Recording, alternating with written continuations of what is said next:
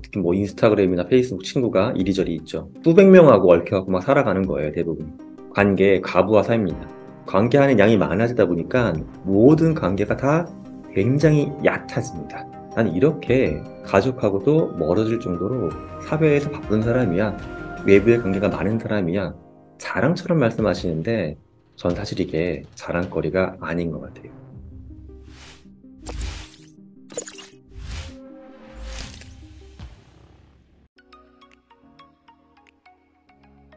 요즘 들어서 손절에 대한 이야기가 참 많이 들리기는 합니다. 주변에서도 뭐 동영상도 있고 그런 책들도 많이 판매되는 것 같아요.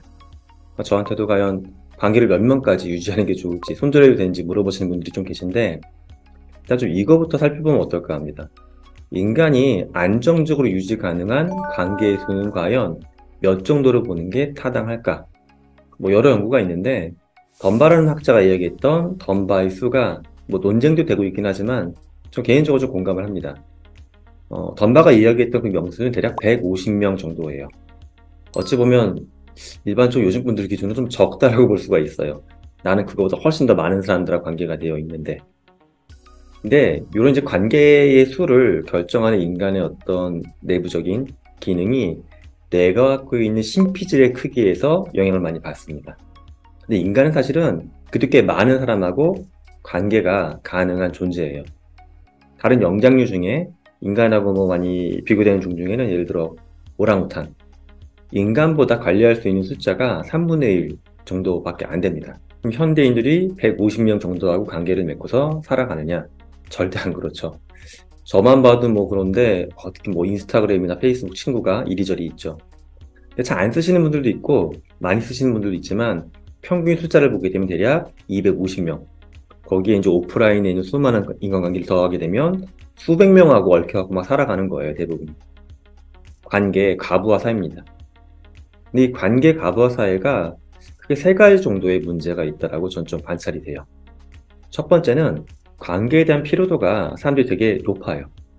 그래서 뭐 그런 경우 있을 수도 있어요. MBTI E나 I를 떠나서도 누가 연락 오는 걸 두려워하기도 하고 약속인도 이렇게 깨졌으면 싶기도 하고 뭐 그런 것들.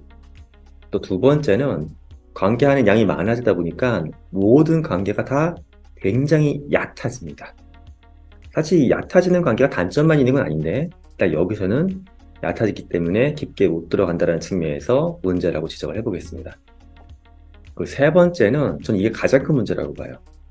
관계가 많아지고 필요해지다 보니까 오히려 중요한 관계, 저는 삶에서 가장 중요한 관계가 가족하고의 관계라고 보는데, 가족하고 관계가 굉장히 안 좋아지는 분들, 뭐 그냥 사회생활 할 때 보면 뭐 아이의 나이도 모른다, 친구 이름도 모른다, 뭐 하는지도 모른다, 이걸 거의 뭐 농담처럼 이야기하시는 분들이 많은데, 그분들은 어떤 경우에는 난 이렇게 가족하고도 멀어질 정도로 사회에서 바쁜 사람이야, 외부의 관계가 많은 사람이야, 자랑처럼 말씀하시는데 전 사실 이게 자랑거리가 아닌 것 같아요. 또 또한 더 중요한 건 가족뿐만 아니라 자기 자신, 내 내면하고 나와의 관계, 그러니까 즉, 나 스스로가 나를 돌아보지 않는 이런 정말 중요한 관계를 소홀하게 보는 문제까지 다다루고 있습니다. 저는 이 세 가지를 놓고 봤을 때 관계 다이어트에는 찬성을 합니다. 뭐 몇 명까지 줄여도 되느냐? 저는 사실 덤바가 이야기했던 150보다 더 줄이는 게 맞는 것 같아요. 정말 중요한 관계는. 그러면 어떤 관계를 줄일 것이냐? 원칙적으로는 내가 중심입니다. 나한테 뭔가 부정적으로 피드백을 하는 사람, 또는 내 자존감을 많이 낮추는 사람, 당연히 이 관계를 다시 돌아봐야 되겠는데, 여기서 이걸 한 번 더 정리를 해보면 나쁜 사람과의 손절이 아니에요. 상대가 뭐 악인이거나 못돼서 손절한다라기보다 그럴 수도 있겠지만 핵심은 나를 불행하게 만드는 이와의 손절입니다. 자, 손절의 팁을 몇 가지로 한 번 더 정리를 해보겠습니다. 첫 번째는 손절한다라고 해서 상대를 미워할 필요는 없다라고 봐요. 왜냐하면 앞서 얘기하고 연결되는 건데 내가 손절한 사람이 나쁜 사람은 아닐 수도 있거든요. 그저 나와 안 맞는 사람입니다. 그렇기 때문에 미워한다라기보다 그냥 나하고의 관계를 일부 정리한다, 이렇게만 보면 좋을 것 같아요. 그 두 번째는 너무 쉬운 손절을 피했으면 합니다.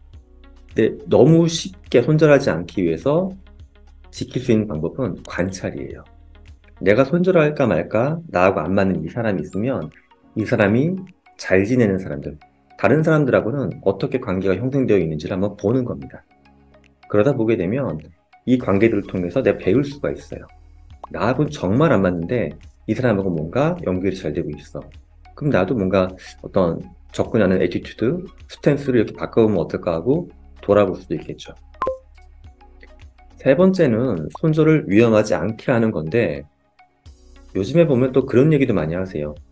관계를 정리하기 전에 한두 번은 굉장히 냉정하고 정확하게 내가 상처받았던 거, 이 관계에서 문제가 뭔지를 전달을 해라.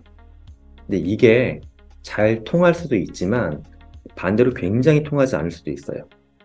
그럴 경우 오히려 상대는 나하고 관계가 끊어지면서 나를 더 원망하거나 다른 데서 나한테 막 욕을 하고 다닐 수도 있어요.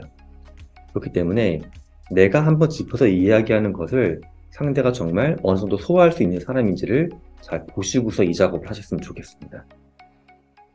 네 번째가 저는 가장 중요한 것 같은데, 손절은 말 그대로 끊어버리는 건데 관계라는 게 뭐 실처럼 붙거나 끊어지거나 둘만 있는 건 아니거든요. 그래서 저는 끊지 말고 적절하게 거리 두는 거, 이게 일단 더 현명하지 않을까 생각을 합니다. 제가 오늘 말씀드린 것의 핵심은 손절해도 좋다라는 거예요. 다만 모든 관계를 너무 쉽게 보고 마구잡이로는 안 하셨으면 좋겠다는 겁니다.